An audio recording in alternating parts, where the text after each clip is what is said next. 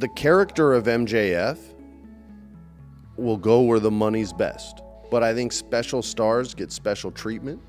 What if it wasn't Vince that made him lose? What if the plan was for him to lose all along? What did you think of the new design of the World Heavyweight Championship? I don't care about the titles. I only care about the person wearing it. Listen, WWE does great stuff, all right? The whole Bloodline Sami Zayn thing, that was great stuff. All right, my favorite recurring guest is back with us in the studio. It's FPJ and CVV Part 3. And the great thing about talking to Freddie Prinze Jr. is the conversation can go like anywhere, movies to wisdom to, of course, pro wrestling.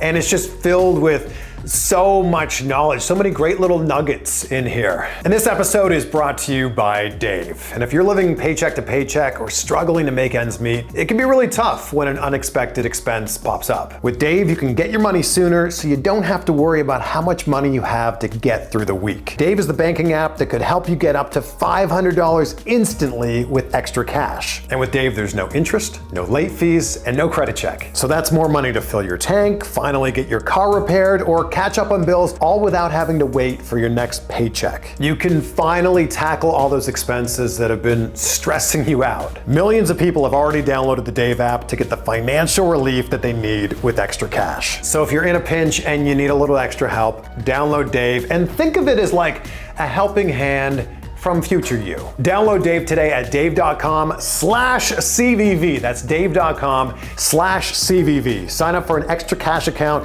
and get up to $500 instantly. For terms and conditions, go to dave.com/legal. Instant transfer fees apply. Banking services provided by Evolve, member FDIC. dave.com/CVV. Now please enjoy this conversation with the one, the only, Freddie Prinze Jr.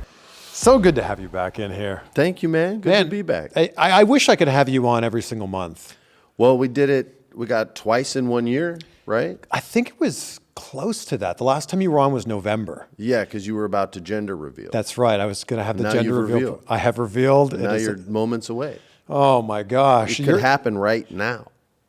If my phone starts ringing, I am out of here. You're allowed. It'll only take me continue 2 hours that. to get back home with traffic. We'll get you a police escort or something. But you're now around at all the biggest moments of my life. Yeah, that's that. Wow. That's fortuitous. Uncle Freddie. You can call it, yeah, she can call me Uncle Freddie. So we're having a girl. Yeah, congratulations. And they're better. Better They're than boys? easier. They listen. I tell my daughter something one time, she does it.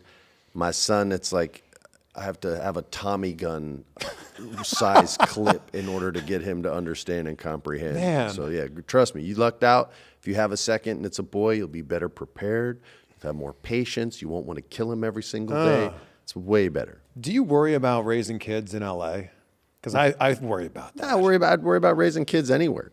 Yeah. I mean, people are crazy. It's everybody thinks LA is such a weirdo place. LA is a reflection of the culture. LA is a reflection of the rest of the country. It's selling to you all the time. Yeah. And you keep buying it all the time. Not you, I'm saying you. Sure. So yeah, it's a reflection of self. There's a lot of money and it's pretty and the taxes are big time. But other than that, it's a reflection of the country. And people don't always like what they see, and sometimes they really love what they see. And when they love what they see, they become the movie characters. They become what they see in the films. And when they don't, they reject it and go the opposite direction. That's how punk rock became cool, man. LA's so interesting to me because there's so many people that have moved here from somewhere else, like myself. I'm originally from Toronto. So many people have moved here from another place. And you've got this juxtaposition of we're just miles away from where Brad Pitt and George Clooney and Freddie Prinze Jr. and Julia Roberts and all these people live. Yeah, man. And at the same time, there's all these people that moved here from middle America that are barely getting by chasing that dream. It's a city full of dreamers. I think there was a line in Kiss Kiss Bang Bang. Everyone goes, what movie's that? It's a really good Robert Downey Jr. movie with Val Kilmer. And he had a line, he said, it's like someone grabbed the East Coast and shook it. And all the people who weren't strong enough to hang on ended up in Los Angeles. And I think F. Gary Gray wrote that line. And it's a very truthful line. And I don't mean it in an insulting way. It's a city full of people with a dream. So that's a certain type of person. They have big ideas which you need to push society forward, whether it's art, commerce, science, anything. You need big, challenging ideas, but they're not always left-brained people. They're not organized. They say things like, "Oh, I flaked," and that's a legitimate excuse to them. That is, by the way, that is not a legitimate excuse. No. Being an asshole is not a legitimate excuse. That happens in LA way too much. Way too much. But it is a reflection. I'm sure it now happens, everywhere else as well. It's not like all those people were born and raised in Los Angeles. Yeah. They're from all over the country. And somehow, with all of that said, you and your wife have this incredible relationship. Yeah. Everyone talks about you and Sarah Michelle Gellar being, relationship goals. You just celebrated your 20th wedding anniversary, right? I think we're past 20 now. I think we just hit 21. Oh, really? I think we hit 21 and we've been together. I thought it was like just 23. 20. I don't know. That's a long time. I thought it was just 20. I'm a guy. I don't remember that stuff. Well, it's a long time, especially like 20 years in Hollywood is like 150 years in real life. Yeah, but dates just aren't a bit like I forgot last year's birthday until I saw it on Instagram, and someone was like, "My birthday, not hers." Oh, okay. My own birthday. I was like, "Oh, damn!" And then I said, "I'm 46," and Sarah said, "No, you're 47, you dumbass." So I'm just not. I'm not that guy. My mind isn't on that stuff. What's the secret to what you guys have done? How have you made it work? We get asked that all the time, Yeah. man. There's no answer. There really isn't. I could, BS you and give you something to clip, but it wouldn't even be truthful. Like you're either both trying to make it work or you're not. And if you're both trying to make it work, you're good to go. And if you're still in a point in your life where you need to be selfish, and I don't mean selfish in a bad way, where you need to be selfish to accomplish your goals that you set out for yourself, not your boss's, yours, which are even bigger than that, or to go after your dreams. There is a level of selfishness that must exist. And if you got married before you accomplished that and you can't give as much as they do, then it's either, oops, you're bad, or you ask them to sacrifice. And when you get to where you need to be, then you'll sacrifice for them. And I've seen relationships like that work beautifully. People that have been together as long as Sarah and I. And she worked so he could go to college, and she worked 3 jobs, and he got a great job in finance, and now he busts his ass and she gets to pursue her dreams. And they, like I said, double-decade relationship, and that was a sacrifice. I've seen other people who said, listen, I got into this situation and I shouldn't have, and I think we need to get a divorce because I can't give you what you need. I can't give you what you deserve, right? He was very smart the way he expressed himself in asking for a divorce.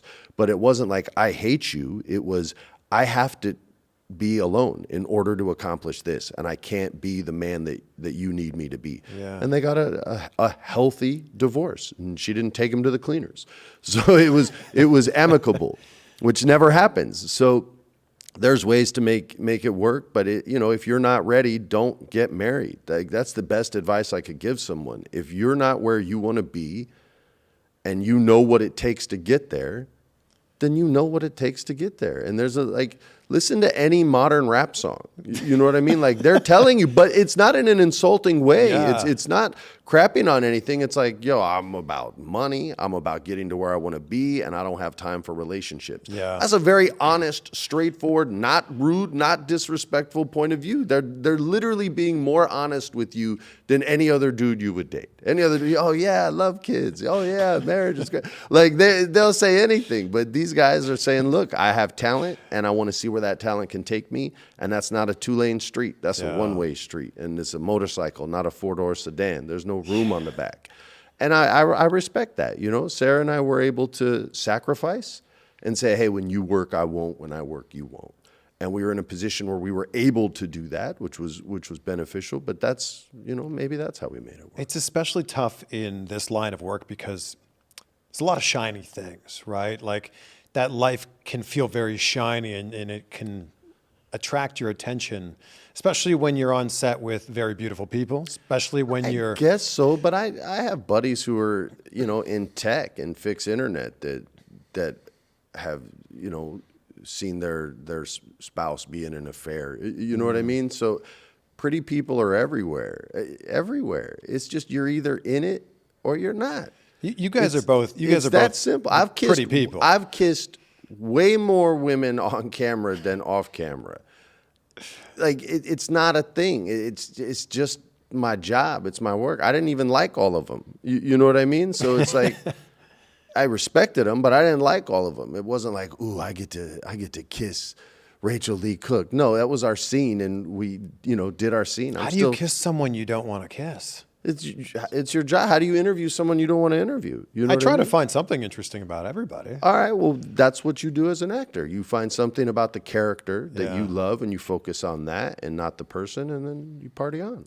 Like pretty much every guy around my age had a giant crush on your wife growing up. Of course, and guys outside that generation too. They still do. Older, creepier ones. But I guess at the same time, there was a lot of women around that age who had a giant crush on you too. Yeah, but again, still do. You're either. All I can say is you're either in a relationship or you're not.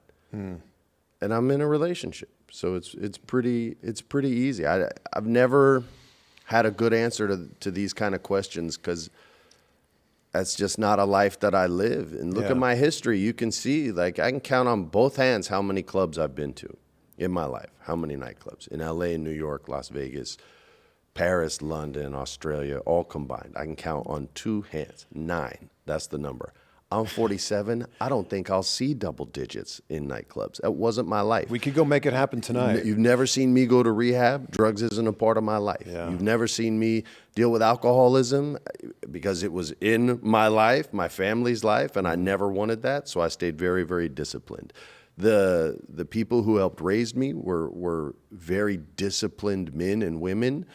One was Bob Wall, who I think you and I have even discussed before. Yeah. He was my godfather. He passed away last year.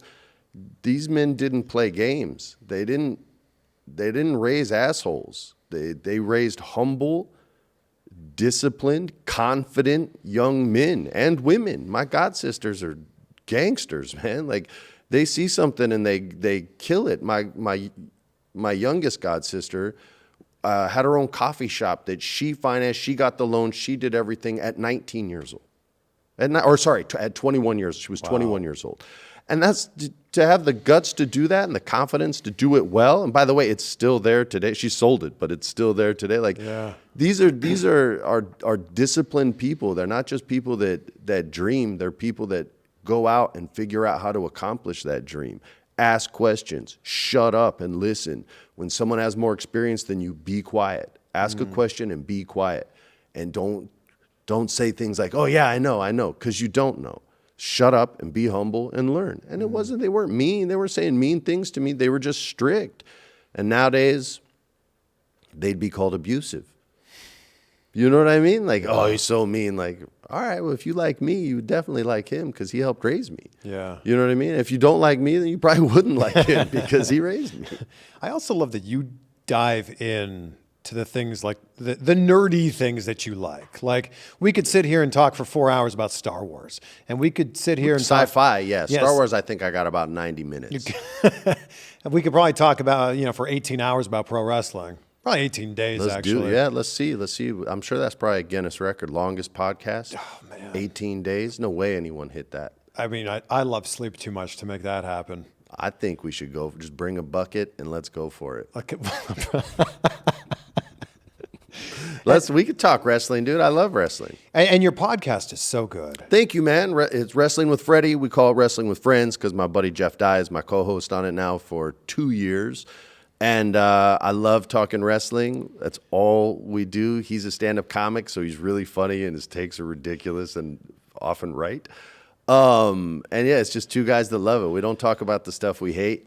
Although if there is somebody I love that I see something bad happen to, we definitely talk about that kind of stuff. Look, there's enough negativity in pro wrestling. Yeah, I try to keep things positive, and I don't want to talk about stuff I don't like. Yeah. You know what I mean? So. Well, it's so funny though, because you're so knowledgeable about wrestling, and not everybody knows your background working for WWE twice. And I think a lot of times people will hear your takes, which are so often spot on, and We've gotten it right a lot, yeah. Of course. And there's a lot of people that are like, wait a second, is that the guy from Scooby-Doo talking about wrestling? Some people get mad, but that's okay. You're allowed to get mad, and you're allowed to think my opinions suck. You're allowed to think anything you want. I still do the show that I do every week because I love it. And if you think I'm wrong, party on, man. But it's just that people have this, their own perceptions, right? It's art. They're allowed but they to. don't realize that you were a writer for WWE, that you flew on Vince's jet with him. But there are people who painted with Picasso, and there were, critics and fans of theirs that didn't know that relationship existed and just judged them based on what they had seen. And that's how they're conditioned to interpret their information. Yeah. That's why Amedeo Modigliani wasn't beloved until after he was dead. And it was Picasso who went and chastised the masses and said, how dare you not give this man the honor that he deserved. Yeah. And his paintings and portraits went from like 4 francs to 200,000 francs. And the reason they did was because of that Picasso endorsement. But what people didn't know was Picasso had bought up all of Modigliani's art before he made the speech. And then sold it all and made a fortune. That's brilliant. This is why I love having you on the show. How dirty is that, man? So dirtiest, right? Every time, though, that you give your take on things, there's a lot of people that go, well, why isn't Freddie running his own company? He's talked about running this company. What's going on here? I have been working on it. I can talk a lot about the process. Yeah. I wrote a wrestling show, and it was also a promotion. Like a scripted show? It was partially scripted and then wrestling matches as well. And depending on the talent, you can let some people do their own thing. Some people need to be written for. Some people shouldn't talk. That they're more skilled in the ring than on the microphone, right? Yeah. But it was different than what is out there today. I felt in a good way. And I started going out with it the traditional Hollywood way, which is find a producer who's passionate about the material or showrunner, attach them to the material, and then you and that showrunner producer go to networks. I don't like this process. It adds people that weren't an organic part of the process to it at a very early stage, and it makes it seem like it's okay to change everything. It doesn't always go down like that, but more often than not it does. And the producers that I found all wanted so much ownership that by the time I would be done with the network and the showrunner, I'm making less than both of them. And it's my idea. Yeah. And that's normally how it goes when you sell a half hour or an hour-long television show, right?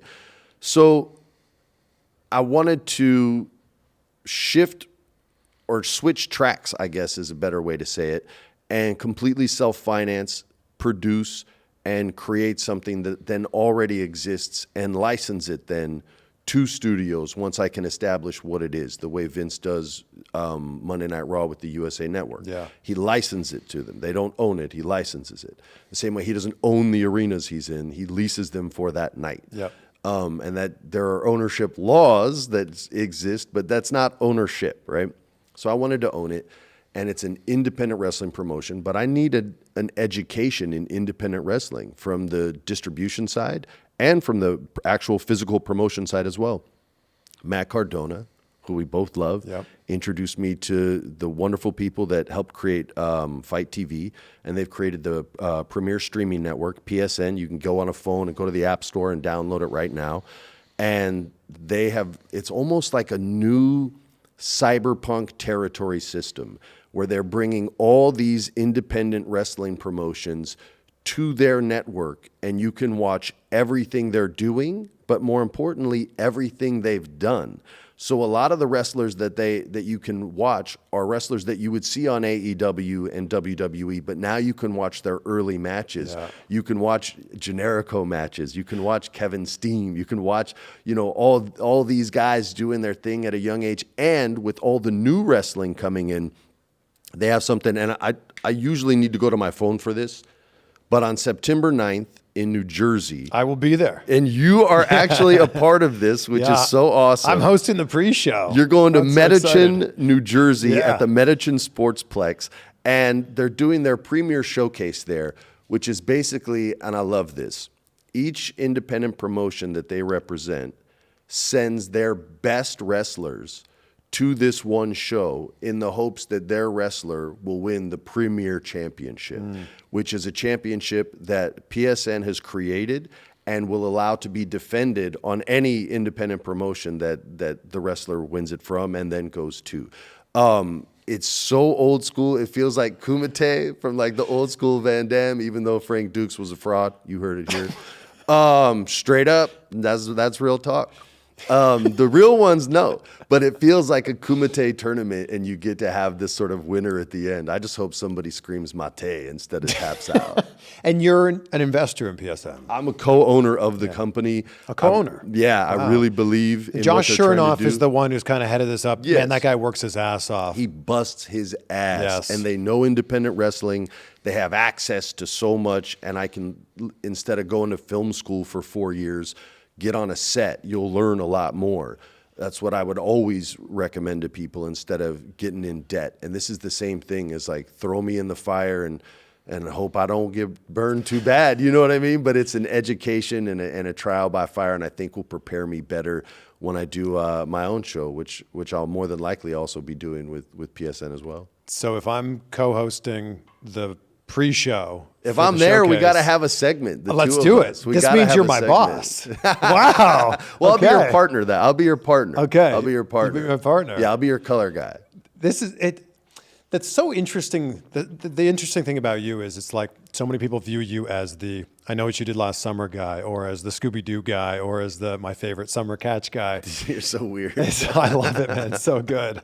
And then also as like you're also the wrestling guy, like, but your wrestling knowledge is it's high. Look, I have a lot, but I'm by no means an historian. I think it's an historian, not I a believe historian. so when it's a vowel sound. Yeah. Yes. But I have a good education of the physical process and how the business works. I had a good mind for the business when I worked there. I learned a lot from all the old school guys, and so a lot of my philosophies are old school. In the last 2 years, a lot of the new school guys have really charmed me, and so I feel like I'm a good balance between the two. Who's charming you right now? Well, just from people that I actually know, the next generation. Like I'm friendly with MJF. Like Nobody likes MJF. I love him. And Nobody likes him. I know, but I love him. So he's got one. Just like you're the one guy that saw Summer Catch. I'm Stop the one. it. I'm It's the so- one guy that loves Look, Maxwell Jessica Biel Jacob is in that Friedman. movie, all right? She is, and that's a great reason to love it. Now, it had nothing to do with me, but MJF is King Midas, and there's the threat that he touches himself and turns to gold as well, thus ending his reign. But I don't think we're there yet. And his philosophies on the business are sort of tattooed in his soul old school, but his mind is not old school. His mind is new school. So I think he's a perfect combination of mixing the two. He takes risks, which I like. Allow artists to take risks. It might not always work. He may screw up sometimes and do something that people feel crosses the line. Allow artists to take risks. They learn from them, I promise. He wants you behind him, whether you hate him or love him. Either way, if he sees something doesn't work, he doesn't do it twice. He changes and evolves. So the criticism's fine, but just allow for these mistakes to happen. Allow for artists to have regret. You know what I mean? There's movies that I did, and looking back, I go, yeah, I probably wouldn't do that movie now. It's not that I hate it. It's not that I'm unappreciative. I have regrets about the process and how it went and where I was versus where I wish I would have been as far as my skill, as far as being able to hone my talent at a later age instead of an earlier age, which I wish I could have done quicker. But it took me 10 years. You know what I mean? But the interesting thing about movies is they are forever. They are. And you have to see that image for it. Yes. So a big reason why I don't watch my stuff. I don't want to see anything that I would deem a mistake on camera because it pisses me off and I obsess about that. So it's better to just stay away from it and know that I was a better actor at the end of the movie than when the movie started. And that's really the main goal that I put in when I was a younger actor. As I got older and my perspectives on the business changed a bit, evolved, then I would set different goals during each movie, and I started thinking much more how the audience would react, how they would take this, where the music would be, how loud it would be in certain moments. And that's all just experience and seeing other old school actors ask questions, give information, and just stealing little things here and there from them. I remember Sylvester Stallone told me when I interviewed him, this idea that movies are forever, and when that goes on the big screen, that will live on for decades, centuries to come. And I feel like we're more forgiving in like sports. If you see an athlete who's doing something early on in their career, we go, Yeah, but that was early in their career. Yeah, as long as you're not a degenerate gambler and have money on it, Sure. then there's forgiveness. Right. But in a movie, we go, oh man, that movie from 10, 20 years ago. They'll assassinate people for Yes. it. I won't say any names, but there's actors who their early work, I was like, man, I don't know, like who auditioned that was so bad that they lost to this, and then 10 years later, looking at him and being like, wow, how the hell did he do? I'm stealing that. That's so freaking good. You know what I mean? And but he had time to grow and develop, and he just got pushed quick and got famous quick, and then developed the talent into a skill over the next decade to the point where it wasn't just me. Other actors I know are like, oh yeah, I love that guy, and felt the same way I did early on. So, and I'm sure, by the way, I'm one of those. I look back at where I was compared to where I got to by the time I was in my 30s, and it was night and day, and I'm proud to say that. So I have mistakes on camera that for sure will live on forever. But at the time, it was me at my best. It was me constantly challenging myself, learning what worked, what didn't, not always as quickly as I wanted, but learning. What do you think's your best performance? It was a movie called, they changed the name of it. And I don't read title pages. It was called... Doesn't watch his own movies, doesn't read title pages. It was called I'm Nailed Right In, and they changed it to Brooklyn Rules. And it was me, Jerry Ferrara, Scott Conn, Mina Suvari, and Alec Baldwin. What a cast. It was a really good cast, and it took place in the 80s, and it was basically Terry Winters, the writer from Sopranos and Boardwalk Empire. It was his life story as a young man, and I played Terry. I don't remember what the character's name was in the movie, but it was the Terry Winters character. You don't remember your character's name? Brother, I was 33, maybe 30. Like, that's 17 years ago, man. No, I don't remember my characters from... We have all the world's information right here. Do you want me to look it up? Yeah, but I'm not Googling myself to see what roles I played. You know what I mean? Like, I did it. I know I did it. What was the movie called? Brooklyn Rules. Okay, let's see. Watch now. That won't even be the name. Let's see. Brooklyn Rules. Okay. I'll say Mike was the name. Okay, that Brooklyn Rules is the name of the film. All right. You were Michael Turner. Look at that. Come on. And I just picked the most generic name I could think of. I think it was Mike, maybe John. Mike or John. It was Mike or John. I know I've played Ray in I Know You Did, because I watched that movie for my horror podcast. That was pretty scary. My buddy made me watch it, and I actually really enjoyed it. It was a surreal experience, to be certain, but I really, really enjoyed it. Yeah, we got to give some love to your horror podcast. Thank you, man. Yeah, check it out. You can listen to it anywhere. We're on the Morbid Network. I love those women. All they do is death and horror, whether it's real or from movies.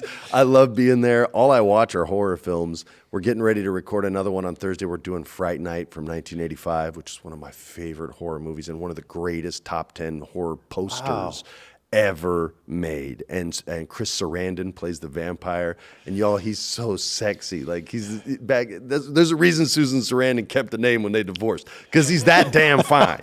And he plays a vampire just beautifully, and I love the movie so much. And John, my partner, actually he goes, dude, we should do Fright Night. And my brain just exploded, because I haven't seen it in like 15 years. And it was just like, oh my God, we're doing Fright Night. And it just holds up. Tom Holland was so underrated in the 80s as a horror director. And some people like Fright Night 2 just as much. It's not quite as charming, but it's still super good. But Fright Night 1 is just horror gold. And there's comedy in it too. So wherever you're listening to this podcast right now. Yeah, there's two others for you to listen to. Just what you need, 2 more podcasts. There's not enough in the world. Not enough podcasts. That's right. Do you think of how different your life could have been had you got Scream instead of I Know What You Did Last Summer? Not until this moment. No, because I had no shot at Scream. And I knew we actually did Scream on the horror podcast, and I talked about the whole story of audition, which I believe you and I have spoken about before. But I had an audition, and the one note they gave me was try to be a little more edgy. And this was me at like 19, 20, okay? Sweet boy Freddie. I walk out, and there's Skeet with like some stubble, leather jacket, white T-shirt, and just at edge. I mean, as sharp as a barber's razor, before he cuts the guy's throat because he's secretly an assassin. That's how friggin' edgy he. And I just looked at him and was like, I'm so dead. And it wasn't like I psyched myself out. It was just I was a very humble, realistic artist and was like, yeah, that's what they want, and I'm the safety valve in case he just completely implodes in the audition or doesn't show. And on the last one, I went in red, knew I wasn't edgy enough, but did my best. I'd never even tried to be edgy before because I get smacked by my family if I did. Walked out, saw him, and was like, hey, man, you're good. And just walked out and knew it was over. So no, I never really thought about it because I never felt I had a legit shot at booking it. I was the other guy. But yeah, I guess it's easier in hindsight to look back and go, I wonder what other roles would have been made available had I done Scream, as opposed to not. But I had so much fun on almost every job I've done, and met so many solid friggin' people that I'm still friendly with to this day. I don't think I could trade it, and I don't know how long I could endure the fantasy of the other thing, because I just met. Like, I would have never met Brian Dennehy, and that guy taught me more in 2.5 months about acting than damn near anyone in my life. That was on your favorite movie, Summer Catch. And stop hating on Summer Catch. I'm not. I'm telling you why I loved good. it. He was one of the most influential people on me in my late 20s as far as what I was trying to accomplish on camera versus what I was capable of accomplishing on camera. And he really helped me start to bridge that gap. So yeah, man, I wouldn't have ever had that. It would have taken even longer to figure this shit out. You and I should do a Summer Catch podcast. Because the world just needs one more episode. podcasts. It's just one episode, a one-off, take it or leave it. How fast was your fastball? 83 was the fastest. Wow. That's not that fast. That's impressive, though. Well, that was after training and everything too. Still. We trained for like a good month. And they clocked me at 83. But I had really good control, so they let me do a lot of my own pitching, except when it's on my back. You see this dude with a big old butt, and that was the guy that was my double. But I got to pitch to Griffey Jr., which was amazing. I got to pitch to a bunch of minor league guys in the movie. And Did Griffey take you yard? The very first pitch. Or no, the first pitch I threw a circle change. Yeah. And I was supposed to throw heat, and he didn't even swing at all. Like, he was never going to swing at it. And he just looks at me and goes, okay. And then I was like, hey, whatever. He's cool. He's chill.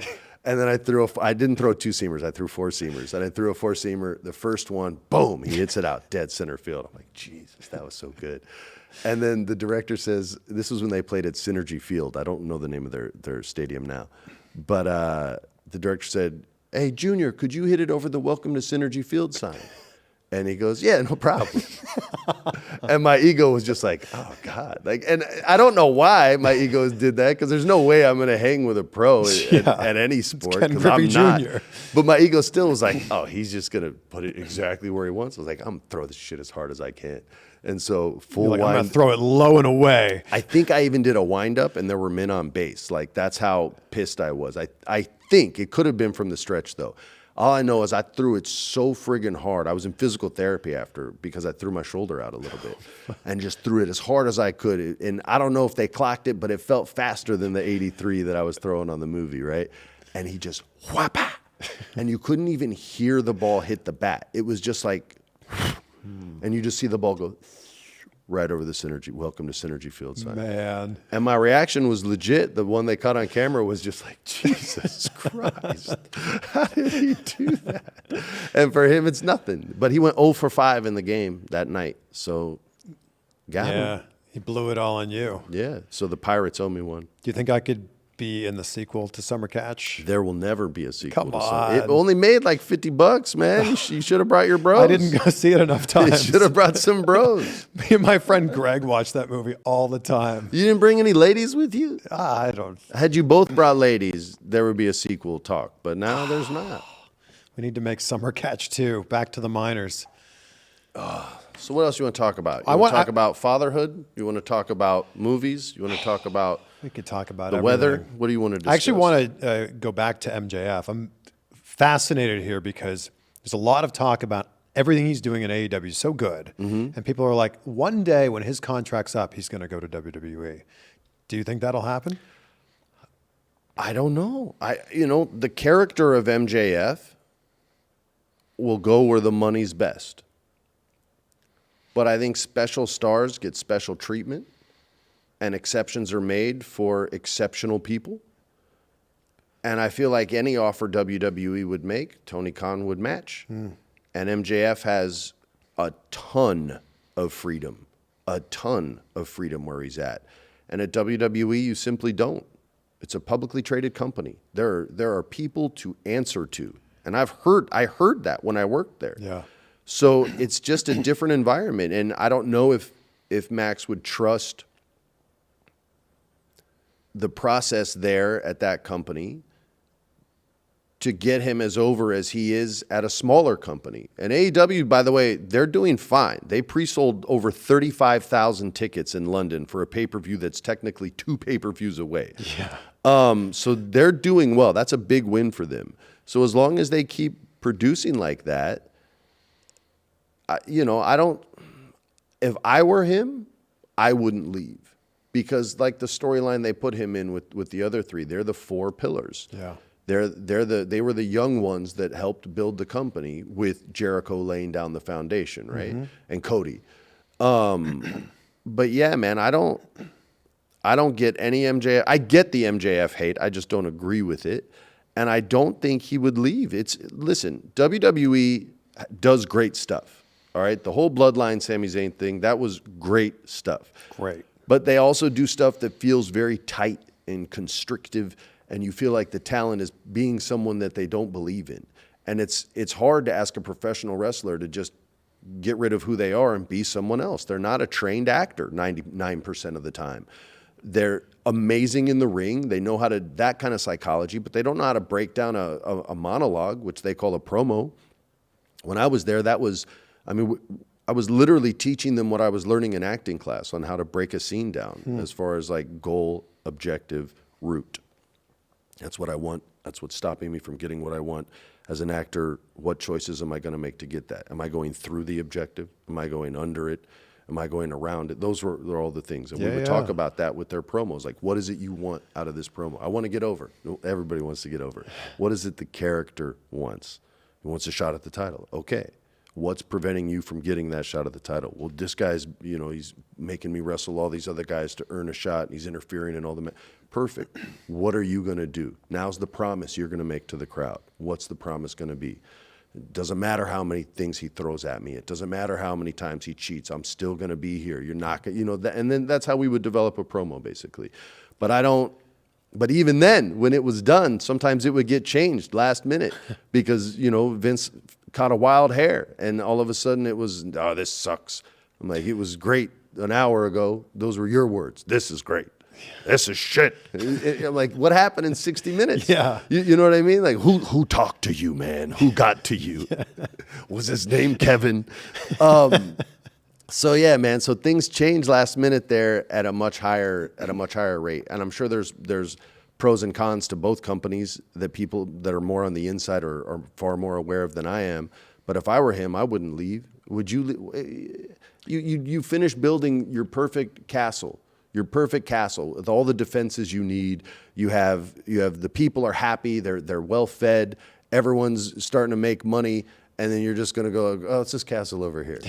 No, man. Why would you start over? Cody Rhodes did that. Yeah, but I think Different Cody's situation. an older guy with kids and had different priorities than what a young 20. How old is he? 24, 25, 26, 27, somewhere in there, mid-20s.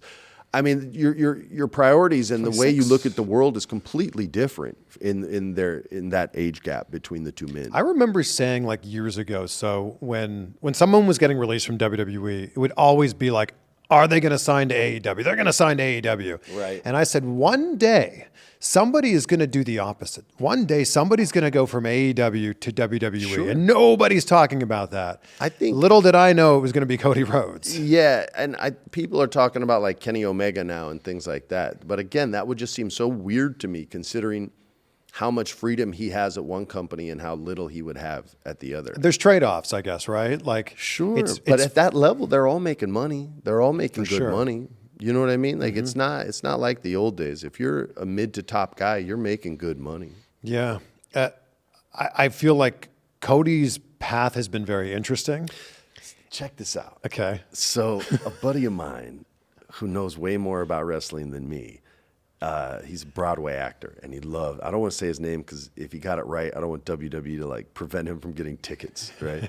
But he's so cool, and he loves wrestling, and he hits me up after Cody lost at Mania, and he goes, what if it wasn't Vince that made him lose?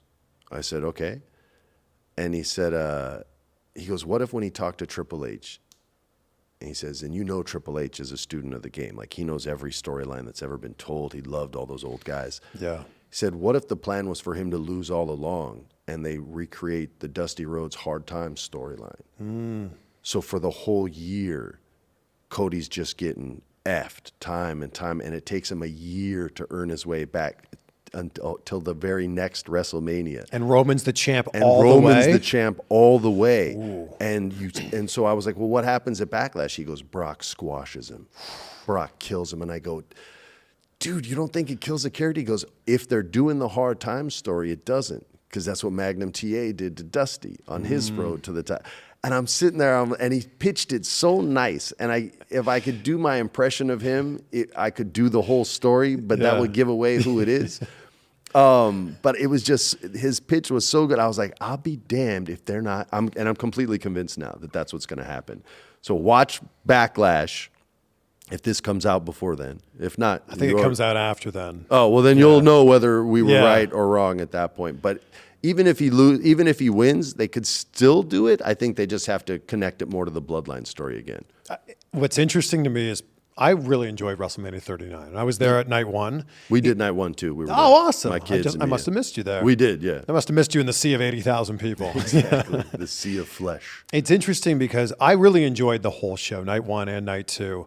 And there's a lot of people that go, man, WrestleMania sucked. And they're only saying that because Cody didn't win. Yeah, like, that was a great match. I haven't heard anyone say it sucked. I heard people get pissed with the finish of that. I was pissed with the finish.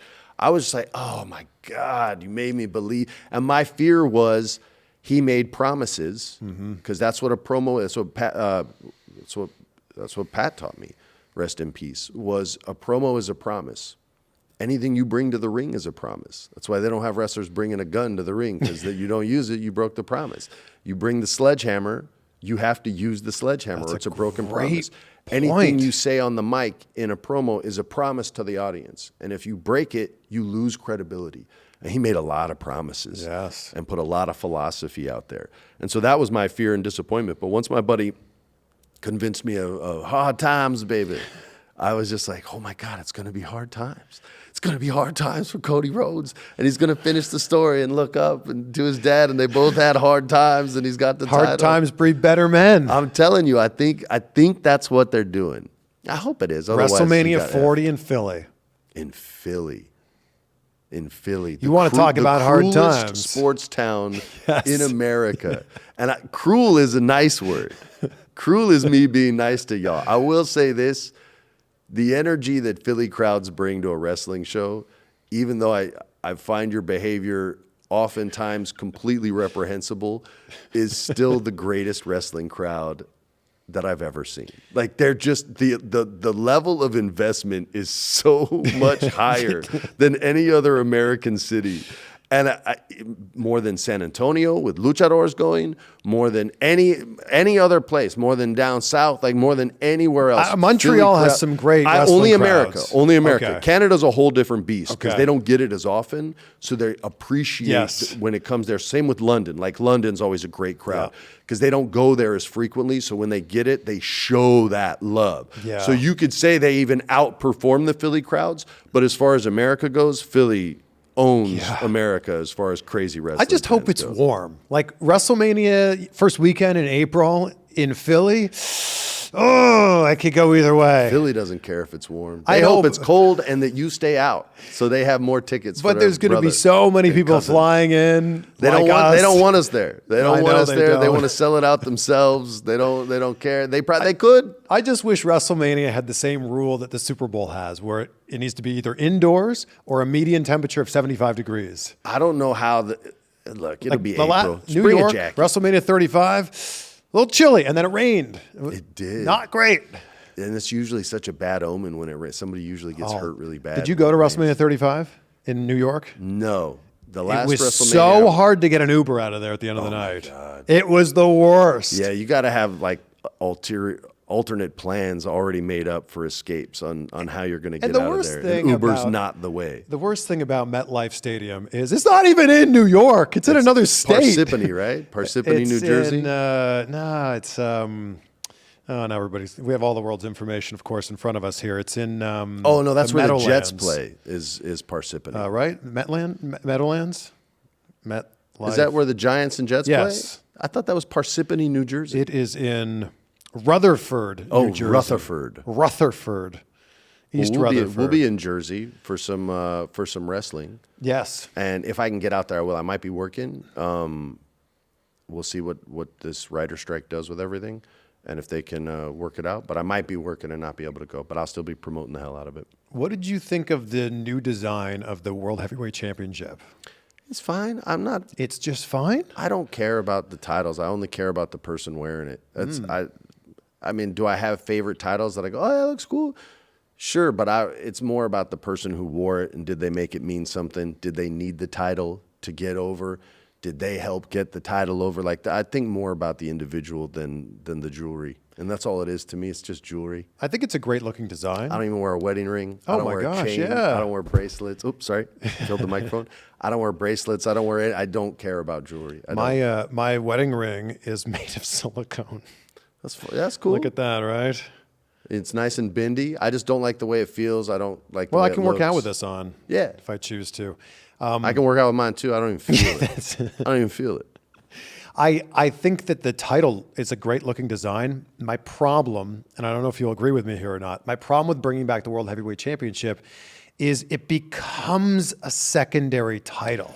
Because the perception of it that WWE created Yes. was it is a secondary title. I feel you. That's because fair. both That's of fair. the titles that Roman has, that's the WWE Championship. Yeah. So whatever is any title below that isn't that title. It was like when Cena was WWE champ and Edge was the World Heavyweight champ. Yep. And everyone on SmackDown knew that Vince didn't care as much about that title. I won't say didn't give a shit, but didn't care as much than he did his title. And that's why John always had the nicer titles. So yeah, that's a fair And then concern. there's also a lot of guys who will win just the big gold, Mm-hmm. but they never got a chance to win the WWE Championship. And the one that immediately comes to mind is Dolph Ziggler. And it's like, that guy should have won the championship. Dolph's the man, dude. He's the best. He sat right there just a few weeks ago. I had to direct the very first Dolph Ziggler segment ever. The first three, actually, when he was just coming he was up just to shaking people and everybody's going, "Hi, hands? Dolph Ziggler. Yeah. And Jamie Noble's like, I know your name already. Like, we were just trying to do anything we could to make this not suck. Because I've fought against this idea so much that Vince made me do it. They were like, what are we going to name him? Yeah, he hates that name so much. They said Dirk Diggler. And Vince was like, that's great. And I stood up and I'm looking at the guy who pitched it. I'm like, dude, we're going to get sued. It's from Boogie Nights. You can't do that. Why can't we just give him a normal name? Why does it have to be goofy? And then they were like throwing all these names out there. Well, he looks like Dolph Lundgren. And he's like, what about Dolph Ziggler? And I literally was like, we're not doing Dolph Ziggler. And I think this guy DJ had my back too and was like, yeah, I don't love that. And I fought so hard and Vince was like, all right, it's Dolph Ziggler. And he goes, Freddie, you're going to handle that segment. And I looked at him, I was like, what kind of middle finger is that? Just tell me to fuck off. Why would you do this? And so I went to him and I think it was either me or Freebird that broke the name to him.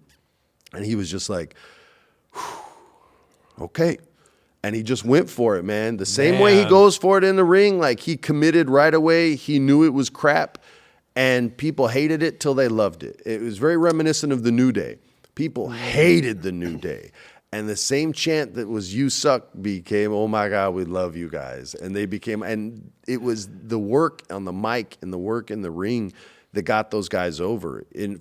For Dolph's case, or in Dolph's case, it was his work in the ring and then his mic work, which developed about a decade into his career, where all of a sudden you were like, here we go, career versus Miz, let's do this. And those promos, that match is so good. And those promos were top shelf. That I remember that storyline, and I shouldn't, but I do. You know what I mean? That's how good those guys were in that.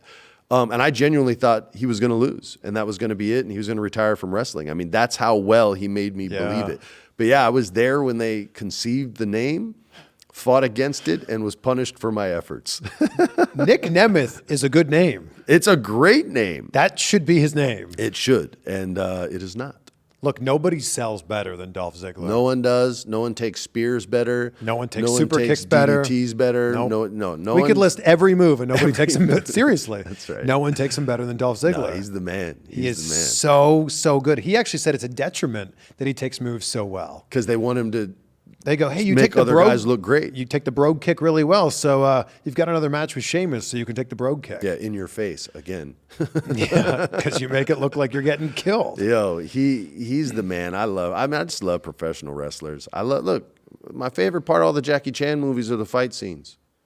I like fight choreography. That's all pro wrestling is. Do you like UFC? Yeah, I like UFC, but I don't like seeing people get hurt that bad. You know what I mean? I'm really getting into BKFC right now. I've watched a little bit of it. I know a few of these guys and girls now, and I can't watch someone I know fight. I hate that. Like, I hate it. I don't even if I know they're going to win, I still know they're going to get hit, and it just does something to me. So I have to not know either competitor, not follow them on Instagram. Like, anyone that I like, I don't want to see them get hurt. That's why I don't follow Kevin Holland. He was losing too much. But you do jujitsu, like yeah, you know, I know part some of of these guys. Like Brian Ortega helped me get my blue belt back in the day. Wow. And he was what belt do you have now? Purple belt. Wow. But yeah, man, like I've known Brian for damn near. He was a brown belt when I met him. He was teaching autistic kids jujitsu and made this non-communicative kid speak. When the kid did a trap and roll, the kid went, yeah. And his dad started crying. And Brian goes, why are you crying? He goes, that's the first word my son ever said. Wow. And I'm just sitting there like, Brian's telling me this story. I'm like, what, dude? And like 2 weeks later, I'm in there and there's this kid. He's like 11, 12 years old. There's this kid. He's like 11, 12 years old. And I'm talking to this dude, and he seems like a cool kid. He's like, oh, you were in the Scooby movie? I go, yeah. And he goes, oh, that was my favorite movie. I said, cool, make sure you give your dad some love because you probably made him watch it more times than he wanted to. He goes, I will. And he was so well-spoken. It was like talking to a 17-year-old. And Brian comes in, and he goes, oh, hey, buddy. And he's talking to him, too. And the kid just lights up when he sees Brian. And the kid leaves to go to group class. And I go, man, what a cool kid. He goes, that was the little dude I was telling you about. And I was like, what? I go, he said he was non-communicative. He goes, not anymore. Wow. And I'm telling you, it was like talking to a young adult. I was just like, what did jiu-jitsu just do? Like, and that's one of the reasons why I love it. And when I talk to guys like Jean-Jacques Machado, I'm even wearing his shoes right now. Oh, yeah. That's how much. And great socks, by the way. Oh, yeah, I got the Ace Venturas. Can you we got make some it so pizza? if you just lift there it is. Get the angle. Ace Ventura, Pet Detective. Ace Ventura. I quote that movie all the time. I got to have weird socks. You got some pizza socks? You got weird socks? I haven't eaten pizza in so long because I'm on this very strict meal plan right now. I'm on a diet as well. I'm trying to get... I am getting into the best shape of my life by my 40th birthday. Dude, your arms are getting huge, like Austin Theory arms. I'm trying here. Not quite Austin Theory. Nah, I mean, his arms are gigantic. Dude, his arms look like they were plucked from another human and put onto him. He looks like Apollo, like the Greek statues that you see, where you're just like, hold up, what, bro? Like, shave the beard and I'll love you forever, dude. He's got the young man's beard where it can't really grow all the way in. It's working for him. I don't like it. I'm telling you, if he shaved that beard, gold mine. He had the no beard for a while. Well, and he was still developing, but he grew the beard to have more edge. You don't take it from someone who has no edge and never had edge and still made it and made all the money he wanted to make and was as successful as he wanted to be. Austin, you don't need the beard. I feel like Vince McMahon goes, you're going to be a heel? You need to grow a beard. Yeah, I feel like that's a thing. Exactly. Have you seen this meme of your character, Fred from Scooby-Doo with the blonde hair? Walked so that Ryan Gosling with the blonde hair as Ken in the new Barbie movie could run. Have you seen this meme? No, the only... Because you guys both have very blonde hair. The only Fred Jones meme or whatever they're called that I remember or am aware of is the one where the cast is talking about Scooby-Doo like it's an Academy Award, going to be an Academy Award nominated movie. And then whoever edited this was just glorious. And then it cuts to me and you just see me go, it's a talking dog. And that's it. And Sarah had just been like, it was, it wasn't about gender. It wasn't about race. And Matt's like, it was, it's like the Bible. And I just believe in it so much. And Linda, she was kind of BSing her way through it. And then it just cuts to me. I'm like, it's a talking dog. Straight lines, baby. Always straight lines. Those curved lines take too long to get to the same location. Straight lines. There are some similarities between Ryan Gosling as Ken. I don't watch movie trailers, so I don't know anything show about. you. No, I don't watch them because I don't want to see the trailer. You don't want to see the photo? Oh, the photo, sure. I just don't won't want to show see you. the trailer. You don't like trailers? Nah, they ruin the movies. Really? Huh. I do not like them. I watch as few as humanly possible. Even the ones, you don't even watch your own movies. No. Yeah, I'm not watching those. They used to send me some for like approval back in the day, and I'd be like, you honestly think I care? Like, we're good, man. Just tell me where the premiere Look at the similarities here. Look at the similarities. Yeah, the first one is similar. The second one is a 4-piece wig, and he's just rocking the dyed hair. But Still, he might have a wig too, though. That might be a wig. Maybe. A good wig. So September 9th. September 9th, PSN. Check them out. Subscribe to it. It's easy to do. It's on the App Store on anybody's phone. It's also premierstreamingnetwork.com. That's right. Yeah. You can So do it people on a wanna go check computer that out. if you don't like your device. Yes. If you're anti-device. But yeah, check them out. Check out my podcasts. Check out this List dude. the names as well. It's Wrestling with Freddie, and that one I do for iHeart, but you can listen to it anywhere. And the other one is called That Was Pretty Scary, and that's the horror one, obviously. And that's me and my buddy who's James Wan's protege. His name's John Lee Brody. And we break down and relive kind of every horror movie ever made. Yeah. As we wrap this up, I'll ask you the same question that I ended with on the last interview. Perhaps your answer's changed. Yeah, it probably has. What are 3 things that you're grateful for as we sit here right now today? Health, definitely grateful for that. Dealt with like long COVID stuff a while back, which just sucked and beat my ass because I'm old. So I'm super grateful for that. Grateful for my kids. They've been doing amazing stuff lately. My son he plays flag football. He's really small though. So he's speedy, but he's not big. And he's playing in a league where the kids are a lot bigger than him. And he had this step back where the kid reached and fell down when he stepped back and moved. So I was grateful to get to be there and see that and be a part of his life and not be at work on set or out of the country, something like that. And I'm grateful for sushi, man. I'm telling you, in LA, it is the best. In Japan, it's great, but they're still very strict in some areas of Japan. And so a lot of their more creative chefs move and come to the West Coast out here because they have more freedom with their food. And some of the stuff I ate last night with some sake, oh, it's nice. It was good. Dude, thank you so much for coming. Yeah, my by. pleasure, man. Thanks We'll for have to having do me. this again Appreciate next you. month. Yeah, It's or in 9 more months. Geez, I'll have more news back at that Yeah, time. what if you have a second kid? Then I'll have you'll an be freaked out. 8-month-old at that point in time. Just don't get those Irish twins. Be careful. That's what she wants. Is it? Then do it. Okay. Keep her happy. Yeah. All right, dude. Thank Thanks, you. bro.